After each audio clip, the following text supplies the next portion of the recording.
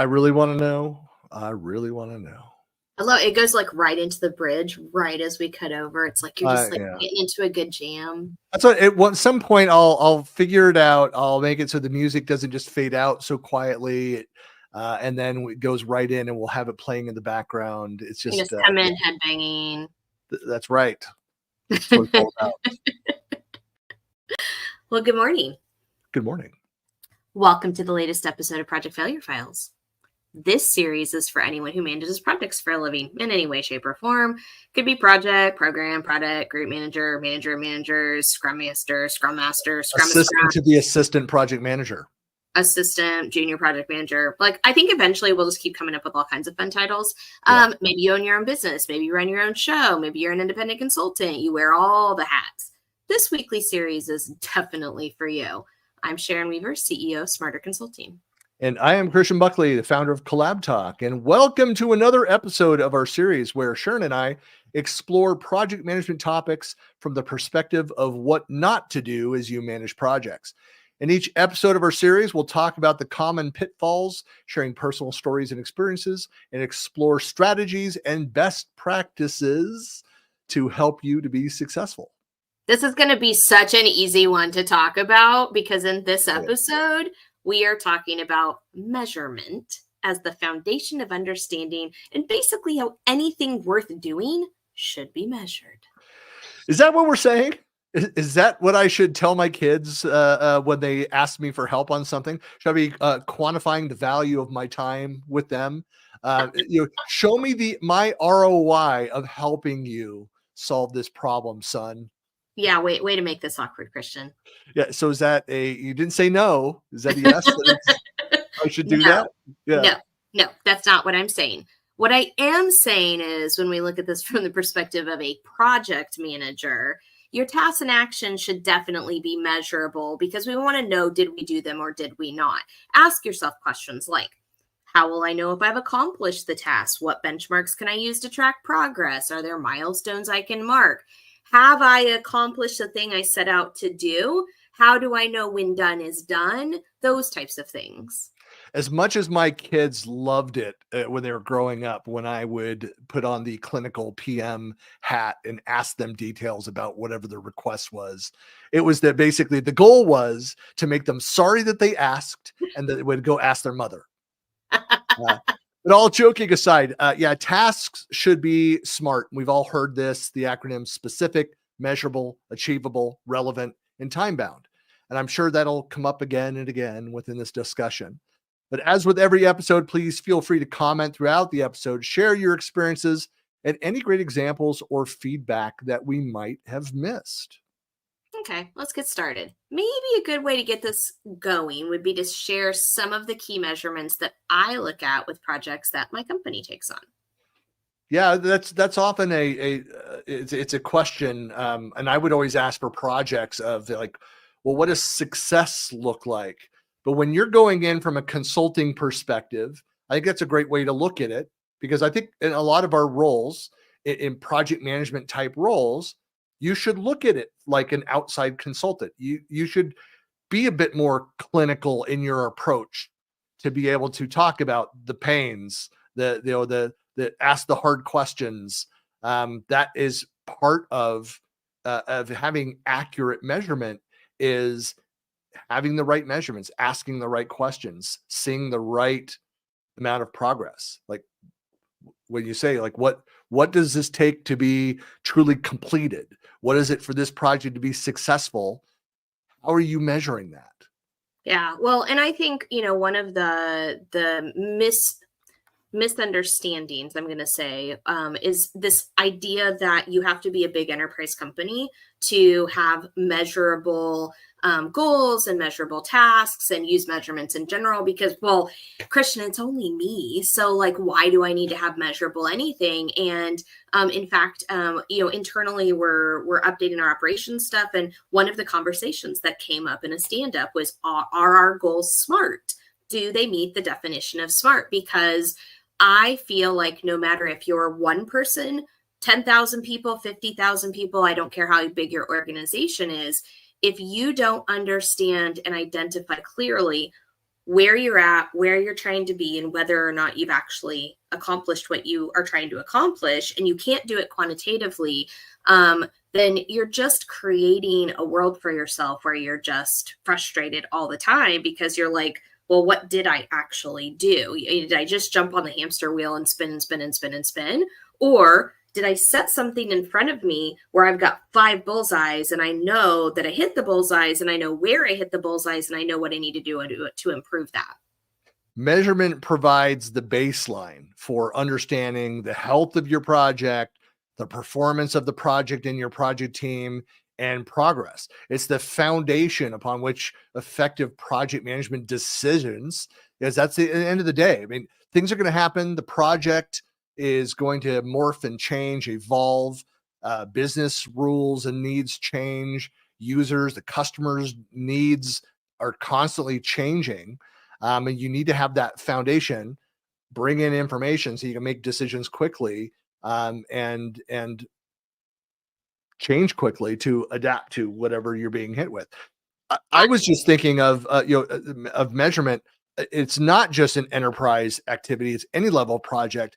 My first thought is like, so my wife and I, mostly my wife, organized a family get together of 4 different generations during the summer in July. We all get together. We went and did jet skiing and swimming and other games and things, and we had kind of organized things out. And I was more of an advisory role into that project. But we did things where it was planned out, and we looked at engagement, participation. We looked at, we had our timeline, we had our budget, we had the list of the requirements. And at the end of it, we were doing like the post-mortem. We were asking people like, hey, was it what worked? What was fun? What we need to do next time? So young and old asked that question. And so it was very much a planned activity where we looked at, those measurements of, we had a finite amount of time that we had people that were flown in from multiple states. We had a certain level of activities. We were paying for jet skis. So we had fixed hours, a window. And so managing who had it and who had too much time at the jet skis, we're not sharing the jet skis with others. All of that. And so it's the same skills, like looking at those measurements. What do we need to have to be successful? Yeah. Well, and I was just going to add, we talk about methodologies a lot, and don't care which one it is, just make sure you have one. But unfortunately, a lot of times, in the what not to do section of the show, a lot of people will do things like assume that agile means that we don't have any goals and we don't have any tasks and we're just doing things, right? And which is absolutely not true. It's like the furthest thing from the truth. But I think, in the what not to do file and the areas where you're going to experience failure, it's when you just do things and you don't have those things identified. You don't understand what you're trying to accomplish. You don't understand when done is done. You're just constantly taking calls from stakeholders, doing what they ask you to do, responding to fires on a regular basis. I think that's when we really know that that's going to kind of turn out in failure. It kind of sounds like you're saying we need to have a clear scope at the beginning of the project.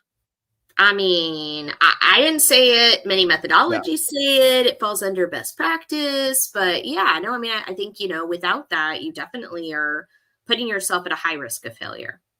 I know that for a lot of, again, this is more in the enterprise realm, and a lot of where I've spent my time running like a shared services team. So, project management organization that served, matrixed across a number of different business units and providing certain level of expertise. Is you have to then have baseline measurements for those things.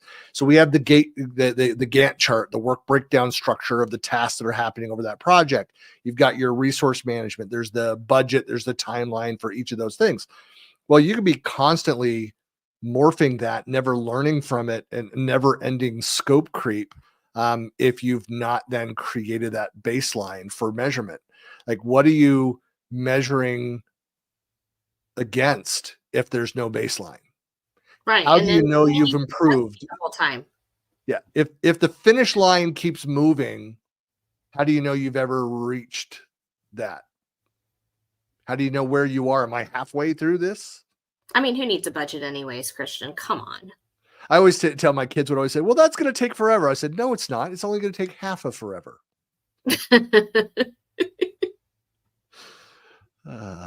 Yeah.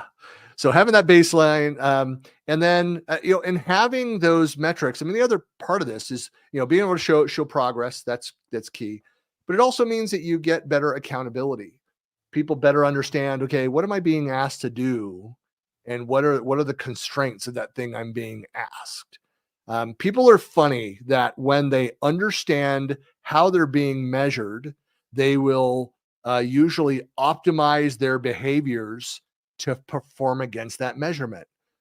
You mean if I don't hit my bonus unless I do these 5 things, and then you ask me to do something else that's not one of those 5 things, how am I going to prioritize that? Bonus. Yeah. Oh, wait, were there things to do? I just thought we were prioritizing the bonus. Oh, I know. Yeah. Well, it just goes back to, what goes into, or what are the reasons why we measure. So it's to clarify the scope, to show progress, create that baseline so you can define what success is. Because again, if you don't have the baseline that you're working from, if you're not tracking the progress and measuring over the course, and you don't know what the end looks like, the end of that scope, the finish line for that, how do you know whether you've met the project or exceeded the goals of the project? Well, it also helps with expectations. And, we talk about all the different facets here, and I really like to talk about the culture side. And I think having a baseline and understanding where you are and where you're trying to get to helps with setting expectations for the team. And it's that idea of, I don't know if you're this person, but whenever I'm on a trip, like I want to know where we're at, and I want to know how many hours it is till we get there. And then I'm like, if we're going to stop for the night, let me add those hours in. And I'm constantly estimating and planning because I want to have a good idea of when we're going to end up there.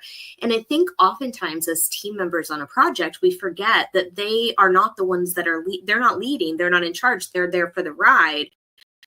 And so if you don't communicate that information with them in some way, they don't know when we're going to get on the other side. And so they need clear expectations to understand, like, when are we going to be there? When are we going to be done? What are you expecting me to do as part of this?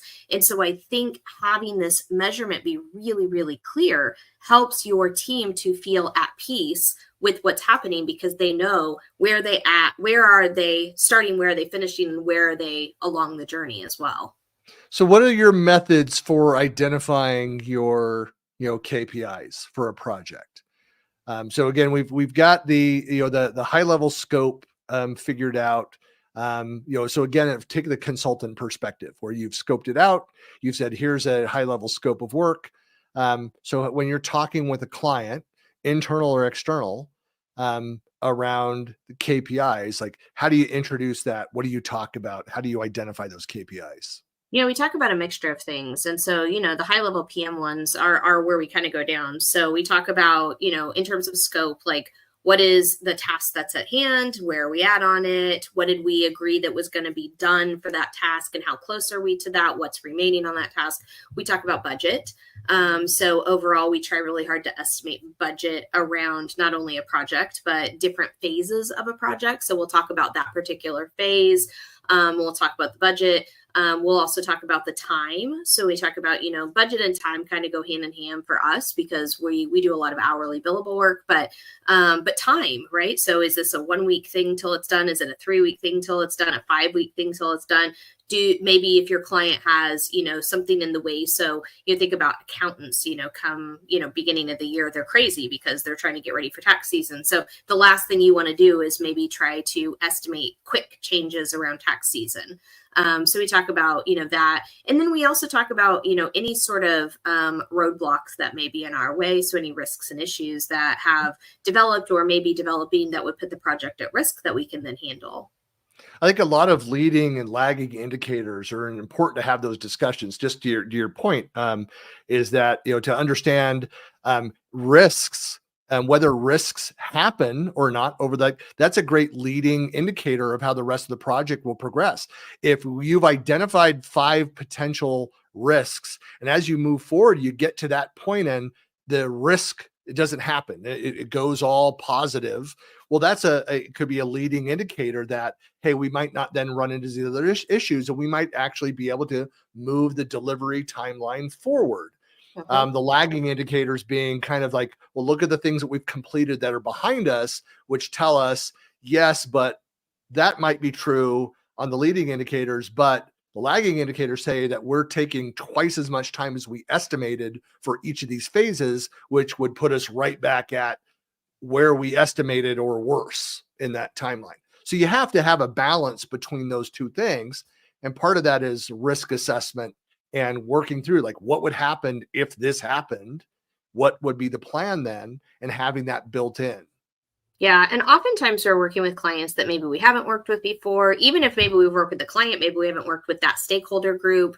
And so we know what our estimates are a lot of times on our ends of what our delivery is going to look like, but we don't understand their timelines, or we don't understand their day-to-day, operational limitations. And so there's times sometimes where we set up a whole idea of what we think it's going to be. And then as we're going forward, maybe it's taking them a little bit longer to do something than they expected, or maybe something comes up that they weren't thinking about. And so, readjusting that kind of as we go. But having that baseline and saying, here's what we kind of said originally. Do we feel like we're going to be able to stay on target? This isn't about penalizing people. It's not about being angry. It's about setting realistic expectations. And if something is going to change, we can take that information out and go update the expectations so that everybody's on the same page. Yeah. Well, I had another thought too, when you were talking earlier about quick wins could be another, leading indicator as well. But I love asking, getting a project moving and getting momentum. One way is to identify, as part of that initial scope, say, what would be some examples of some quick wins that, low hanging fruit. What's another phrasing of that? Things that are part of the course of the project that you've defined that would help, very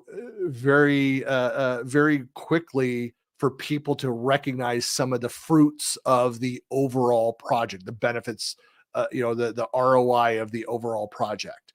As an example, might be that, the longer project, and even though we've got training towards the end as we develop the materials, you could start seeding the organization with training materials about this new technology platform that we're going to be rolling out, and start doing user group and brown bag lunches and sharing different things about technology that they might not yet have access to, that they won't get until phase 3 of this longer project.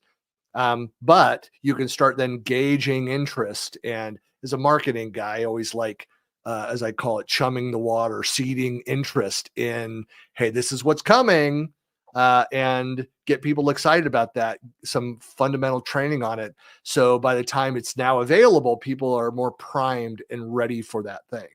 Yeah, just for those of you who are taking notes, a quick win is typically super low effort for super high impact. So the lower the effort with the higher the impact, the better.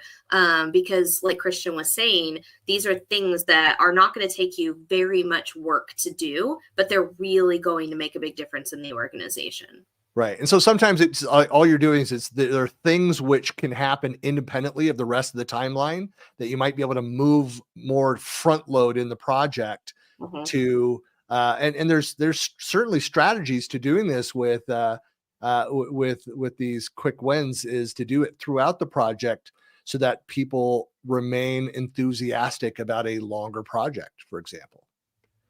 Yep. Another thing too is to, I mentioned at the intro, using SMART criteria for metrics. So again, SMART, if you're not familiar with the acronym, there's tons of content, articles written, guides on this, but making sure that your tasks are specific, measurable, achievable, relevant, and time bound. And there's framework for doing that, and that really make sure that the metrics that you're measuring the overall success of the project are realistic. Yeah. So ways to fail real fast, give people tasks that are not clear, they can never achieve, and it's going to take them forever and ever and ever to even figure out what you're talking about. Real fast way to And hold fail them accountable for that and call them out regularly. regularly out loud Yeah. in front of their friends. Yes. That's the key to failure. In fact, there should be, I did years ago, I did an ebook that was like 10 ways to ensure that your intranet fails or something like that. And it got a lot of downloads that, and where I just had some fun with that. Like we could totally do that with this. In fact, that's something to write down. Oh, it's going on the list. Ensure your project fails. Like that would be a super easy thing for us to go and write. Be a lot of fun though. So, well, let's talk about the impact of effective measurement. So when you look at a well-managed, well-manicured, measured project, what's the impact of that?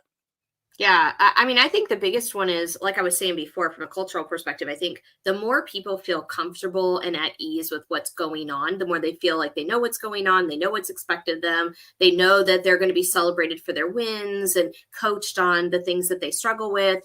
They've got somebody to help them with things. I think it helps people feel more comfortable. And what that does is it lets them be able to come from a place of security as opposed to a place of fear on the project. And so I think overall, you deal with day-to-day decisions and issues and problems from kind of more of a supportive team perspective, as opposed to everything's on fire all the time perspective. Yeah, I think too, it makes me think of like back in the olden times, where Sharon and I both have a history with SharePoint, for the last 20 plus years working with SharePoint and building out an intranet. And one of the things that just was the reality is that when we would go and do sessions on how you make your system perform better, or how you get people to adopt this new platform, kind of different topics like that. One of the things was that like this was noticeable in a lot of the content. A lot of what people talked about back then when we all had our own servers, things weren't up in the cloud. And the popular topics were, how do I keep my servers running? How to make sure that the servers are more efficient? How to make sure I've got all the right features and things that are in there. Now that it's a service, it's a cloud service, I go and subscribe to it. I don't need to do all those things. I can instead focus on the user experience and the content that's in there, the actual projects, what my company is actually trying to do, more of, by having an intranet that I'm not having to tweak and manage and sweat over on a daily basis. And so I think when you have strong metrics, where that relates is that you have now the luxury to go and start talking about more planning, looking at risks. So your risk management ability goes up because you have more time. We're going to use the more time. We have more time, Sharon. Yeah, we have so much I more think you have time. more emotional bandwidth.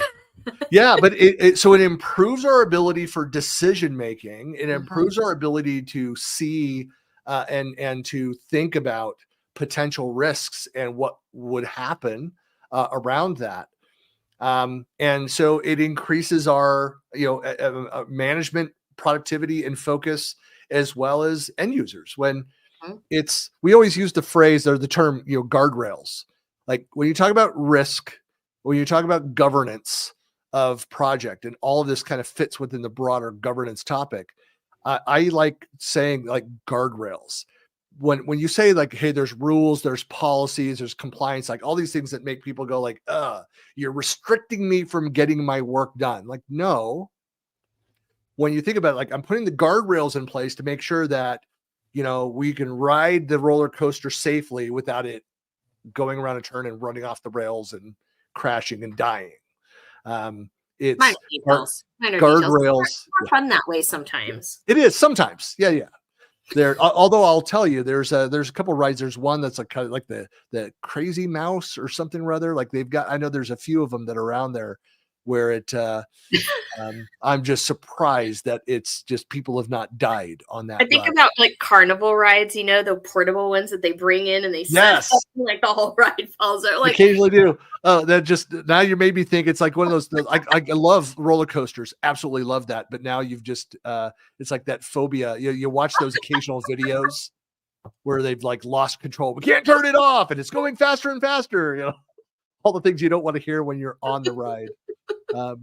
But yeah, you have more data means that there's more that you can do around planning. So having the guardrails then frees people up to like, okay, I understand the barriers. Now I can do more in between.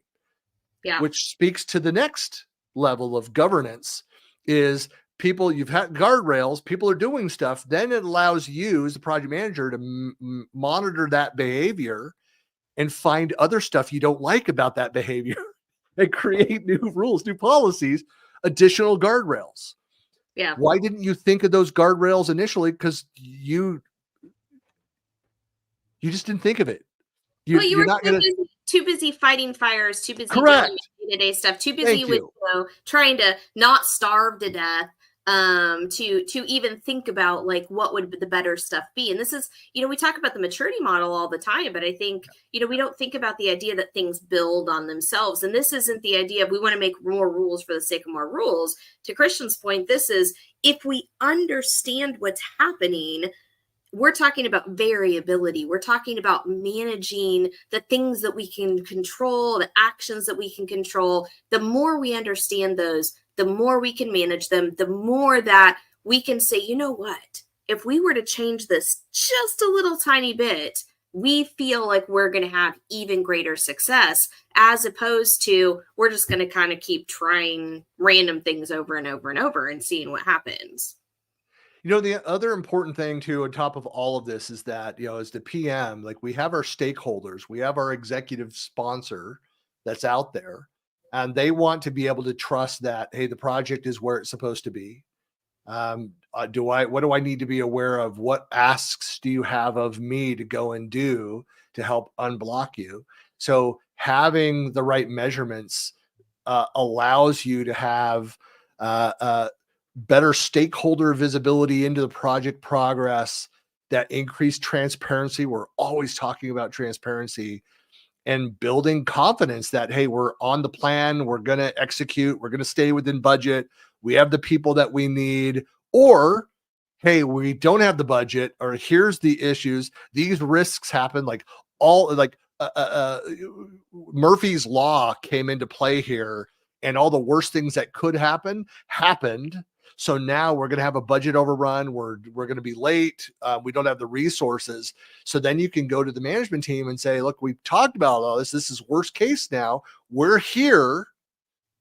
Here's a decision. Here's my ask. We need more budget. We need more headcount. We need more time, or we need to reduce the scope to get past that and deliver within budget, schedule, and with the resources that we have. You can't have that conversation if you don't have those metrics that you're looking at. And I always say that you can't measure what's not moving forward either. So there's only so much that you can plan up front before the project starts. And sometimes the reality is that you just don't see things until the project's underway, period. Yeah, no, I agree. And, when we start talking about how to, think about how would you even use that Six Sigma, like this is all about quantitative analysis, right? I mean, they're all about statistics and how can you measure every little finite detail. And so I think a lot about the Six Sigma projects that I've been on, and how I would say how deep we get into measurement. So it's not just writing a few things down. It's not just tracking some time and some budget. I was on a project one time where we were literally having to have people do this task, tell us how long it took, and then have them do the same task with a different tool and tell us how long it took. And obviously that was self-measurement. We could do it in a lab session, if we were watching them and timing them and all of that. But the idea is that we had a quantitative understanding of how long it actually took them to do this task, so that we could compare this tool to this tool and say, based on 100 subjects, doing it this way versus doing it this way, we know this way was, a minimum of 30 minutes and a lot of people gave up, versus this way was 2 minutes and they were very happy with the result. That was a quantitative measurement that we could use, as opposed to just being like, do you like doing this? Yes or no. That's a subjective measurement, right? There's no real tangible information there. Yeah. Well, and two, I mean, thinking about like practical steps, what can people actually go do from this, from our guidance? And I think, as we both just said, I mean, you can have, I mean, it's important to have established right up front a measurable plan right at project inception. Say, here's what we understand the scope to be.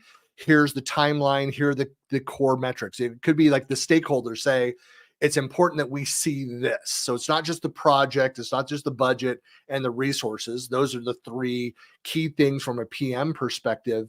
But they might say like these, achieving these goals, these quick wins, these phases, that we have certain, it could be that to even move to the phase 2 of the project, we need to answer an unknown question that we're not going to find until we're moving forward in phase 1.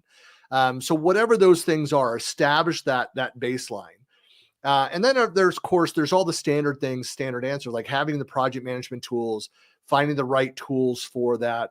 I know that like working with clients, and I always say, like, what tools do you use?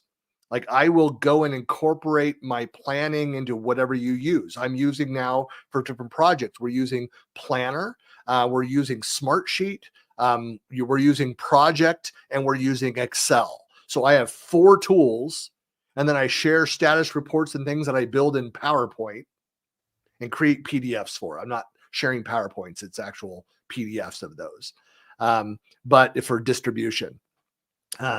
But again, 4 different projects, 4 different project management tools there, but it's defined up front for that. The purpose of that is tracking those core metrics and then having visibility, transparency, and conversations with each of those teams on a regular basis, usually at least weekly. If not, some projects are almost every day you're going through those. So have those mechanisms. What not to do: collect all the measurement, collect all the information, define all that stuff, and then do absolutely nothing with it. Yes. Never share the metrics, withhold the metrics from everybody in the project. Like, why would you hoard that data? And yet people do. It's just like, well, come to me. If you have questions, come to me. It's like, no, that's not how the world works anymore. We don't want everybody to understand this, the health of the project and what the metrics are. Why? I don't want people to see the task board. Why? Error on the side of over communication, people. All the time. Have your scheduled reviews, have it available out there. If anybody asks questions, point them to those resources, email people that are stakeholders, or they play a role, but you've not heard from them for a while and they're coming up on their projects. Communicate in advance, communicate during, communicate after. Absolutely. Yeah. They can always unsubscribe or unfollow or ask to be removed, but that's a lot easier than including somebody when you haven't. Well, the benefits of having this measurement approach is that you're going to have, as we've talked about, greater clarity and alignment across the various teams. So as the business needs change, as your understanding changes, you modify the work breakdown structure, the tasks, the staging of that, the dependencies of different tasks. You have different conversations that helps clarify my role. What do I need to go and do? Talk to people, the assignment, whether they're being overburdened, how that being overburdened, need to reassign stuff and shuffles affects everything else that's connected to it. It allows you to be much more responsive when change happens. You'll be able to understand the downstream effects of a change to the overall delivery. Yeah. And I think about, both cross team and portfolio level reporting gets a lot easier. But also, and I'm speaking to you guys out there who have to do this gnarly task, which is to keep track of people like who submit things. And that's everything from time to budget to task management. Those poor people who have to chase It's people the all day worst long. job. It is the Fill worst out role in your project management. stuff. Chasing people for status updates. Awful. Hate But that. the more I know, I'm going to say this, the more that you do it and expect it, the easier that gets, because if they're already filling out one thing and they're already annoyed by doing it, but they have to do it and it's regularly done, the more just adding one or two other things on is not that big of a deal. This goes back to what you and I always talk about. Like, it's part of the methodology is how people report back. And you have to, sometimes you feel like you're hammering people on that, but you know what? I mean, there's a right and wrong way to hammer people into compliance with entering data. We realize, look, we're all incredibly busy. We all have a lot of things going on, but just to be consistent in the communications with the reminders, and don't be like, oh, I'm harassing people every week. Be like, hey, it's a weekly thing. They need to be, accurate data needs to be in there. Like, I'm trying to get in the habit because there's things I'm bad at as well. I'd rather go focus on the creative work than go back and do the overhead, the back end stuff on that. And so I'm trying to get better at every day blocking out time to take a few minutes. It's easier to get the frequent reminders and do things like to fill out if I've my progress on tasks daily for 10 minutes than trying to remember what I did over the past work for 2 hours on Friday or Saturday, more likely. So it's I like to think of it as that helping people to create healthy habits around their accountability towards the projects and their projects. So what we're saying is if you're measuring things and you want measurable information, the more often you collect feedback, the better. The more accurate it will be. Mm-hmm. Right. Yeah. Even asking people on a weekly basis to go and summarize, you're going to get watered down, less useful data around the tasks. And I talk about how at the beginning of my corporate career, as 19 as a runner for a law firm, where they were billing in 15-minute increments, I started thinking that way. Like, what did I do? And everything's in 15-minute increments. Yeah, it's really funny because for years and years and years, I remember starting on my very first stand up and I was like, what in the heck is this? And why would we do this? And I found so much value in it when I was younger that then every team that I led, I was like, well, we're just going to do a stand up. And worst case scenario is you can update your information during the stand up. But that way, at a bare minimum, we're doing it. We know that the opportunity is there. And I know everybody on the planet right now just heard me say stand up and they went, ugh. But the truth of the matter is, from a leader perspective, from a manager perspective, they will make your lives a million times easier, and it kind of helps everybody to stay on task. So don't discount the idea of a stand-up. Well, that's what I saw. I remember a what not to do. I would add this to my list of a director who we were going in project status meetings and had a no laptop policy. Like, in a project status where we're sitting here updating the timeline and we're all looking at your screen of what you're sharing. Like, I can't update my notes, my tasks for those things. Like, it seems like a big mistake, a lost opportunity, like to have just like the standing meetings. Yeah. Nobody likes the daily stand-ups. But if everybody is plugged in, they're tuned to that, they'll be like, oh, you know what? I should expand on this. They're going to add the task. They're going to update their status right there. Should be a working session rather than just a being presented to session. Thinking about now, just to wrap up here, what are the key takeaways of, I'd say even I list it this way, we building a culture of measurement. What are the key takeaways that people should have? Yeah, do it. Seriously, I mean, do it. Like, understand what your measurements are. Like, how do you measure things? How does that make sense to you to understand where you are, where you're headed, how you're going to get there? What does done mean to you? Those types of things. Like, ask those questions of yourself, and make sure that you have measurements that align with your goals and align with the way that you understand things and make decisions, so that then you can encourage people to enter that information and it provides value. Just thinking, Sharon, I don't know why we don't jump on that and have project failure files, just do it. I Just mean, do it. why has nobody thought of that? I mean, just thinking of, as I'm sitting here wearing, by the way, you probably couldn't tell, but wearing my I love it. project failure files t-shirt, which you can buy now. We should provide that link out there for people, but it is available out in a future store. So it'll be coming, folks, if anybody's interested. We'll have different options. I'm going to order a long sleeve t-shirt that has it as well. So, Yeah. but yeah, I mean, for me, key, besides just doing it, yeah, it's so important to have accurate and meaningful measurements. It provides that foundation for understanding, for communication and decision making. And so my call to action for anybody watching, listening to this, adopt a measurement driven approach if you don't already have one, and develop a basic methodology. Find in your experience, what has worked the best, and figure out, don't try to implement 100% of that methodology on every project, but be flexible, somewhat, but figure out what are those core pieces and ensure that you're following your own methodology for every project that you are involved with, that you are helping to manage or leading. Yeah, I had this conversation with somebody the other day, but I think, one of my final thoughts is successful projects and programs require management. They require oversight. They require measurement. They require information. They're not going to just happen organically and natively.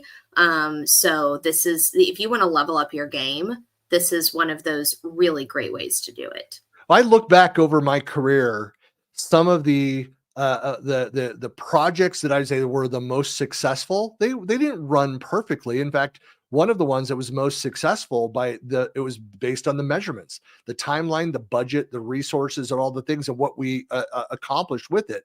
It was a hairy mess. It was constant. It was fractured. But I'll say what we were good at, and our methodology was weaker early on and strengthened over time, because one of the things we did was we constantly reviewed the process itself, our methodology. And by the end of that, we had a baseline for how other projects should be managed. And then I did what all of us do, and we have a lot of key learning. We learned so much, is I then left that company and went to another company. You left a legacy, though. You left a legacy of good things. I like to think of that.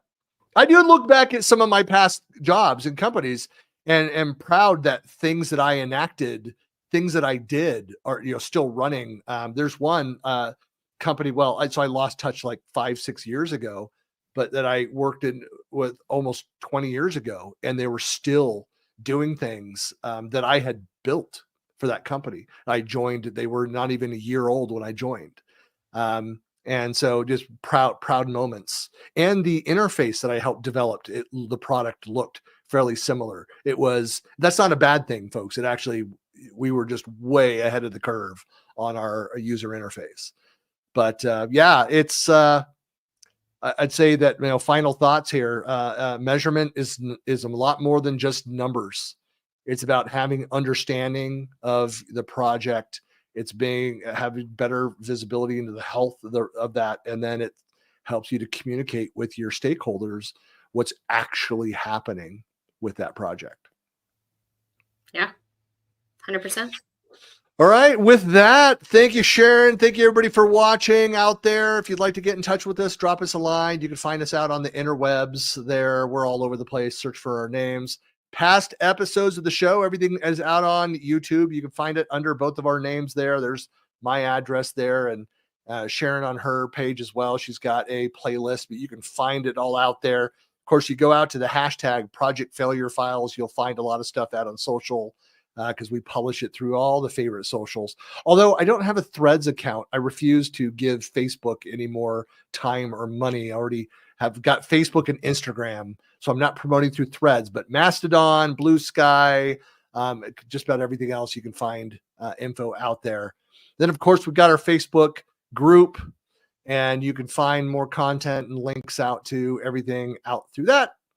And we will be back here next Monday and every Monday until we die for the rest of our lives. We will be every Monday Pacific time at 9 a.m. with a new episode of Project Failure File. So hopefully you can join us. Thanks for coming. Happy Monday. Bye-bye.